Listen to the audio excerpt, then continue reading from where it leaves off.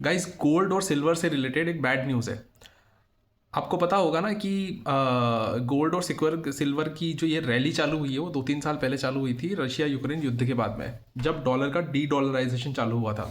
Russia के 300-400 billion dollars रोक लिए गए थे। सैंक्शन मतलब उनको यूएस ने मना कर दिया था कि हम ये पैसा अब आपको नहीं देंगे। वो सारी प्रॉपर्टी जब्त कर ली थी जो यूरोप में थी 80% और 20% उनके पास बॉन्ड्स में थी यूएस के पास में। अभी रशिया ने वापस से, और उस टाइम पर रशिया ने डॉलर में वापस से बिजनेस करना बंद कर दिया था।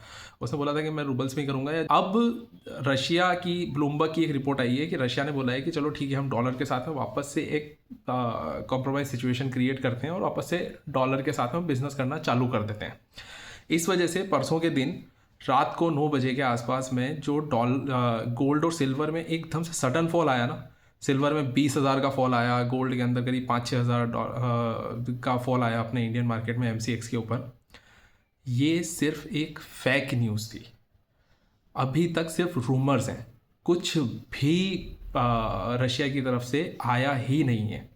सिर्फ और सिर्फ जो ऊपर ऑपरेटर्स बैठे हुए ना, उनको सिर्फ और सिर्फ स्टॉप लॉस की हंटिंग करनी थी, सेल्स करनी थी और शॉर्ट्स रिकवर करने थे, और उस चक्कर में उन लोगों ने बेचारे रिटेलर्स को मार दिया। 20,000 5 मिनट के अंदर 20,000 और 5 चांदी और 5,000 6,000 के आसपास गोल्ड डाउन गया एकदम से।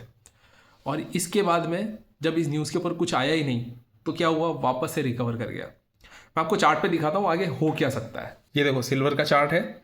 सिल्वर ने लगभग लगभग 2 तारीख से लेकर के 29 तारीख के बीच में कितना, 2,43 2,45 2,50 के आसपास से लेकर के 4,22 तक ये इतना हाई लगाया था।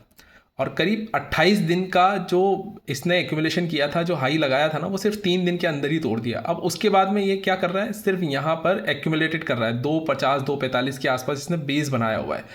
अगर ये 2,45 2,50 से ऊपर निकलता है तो ये 3 लाख से जब तक ऊपर निकल करके 1-2 डेली कैंडल क्लोज नहीं करेगा तब तक तो बुलिशनेस वैसे भी नहीं आएगी। अभी तो सिर्फ ये यहाँ पर एक्यूमुलेशन ही चल रहा है।